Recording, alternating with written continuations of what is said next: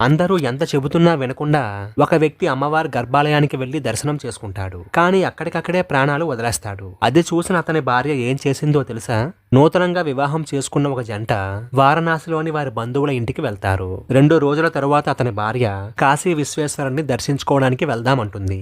తన భార్య కోరిక మేరకు ఆమెని ఆలయానికి తీసుకుని వెళ్తాడు. కానీ నాకు దేవుడి మీద నమ్మకం లేదు, నేను లోపలికి రాను అంటూ బయటే ఉండిపోతాడు. అయితే అతని భార్య శివుణ్ణి దర్శించుకుని బయటకు వచ్చి తన భర్తతో కలిసి కాశీ అన్నపూర్ణ దేవాలయ ప్రాంగణంలో భోజనానికి కూర్చుంటారు. అప్పుడు వీరికి వడ్డించే ఒక ముసలావిడ వచ్చి, భోజనాన్ని ముగించుకుని వెంటనే నీ భర్తను తీసుకుని కాశీ నుంచి వెళ్లిపోండి, నీ భర్త తన మూర్ఖత్వంతో ప్రాణాలు పోగొట్టుకునే అవకాశం ఉంది అని హెచ్చరిస్తుంది. అయితే అప్పుడే ఎవరో వెనక నుంచి కాశీలో ఉన్న వారాహి అమ్మవారి ఆలయం గురించి చెబుతూ ఉంటే అది విన్న ఆమె భర్త, ఈ పిచ్చి జనాలు ఎందుకు ఒక రాయిని చూసి అంతలా భయపడిపోతున్నారు అని మనసులో అనుకుని వీళ్ళ నమ్మకం తప్పని రుజువు చెయ్యాలి అని అనుకుంటాడు.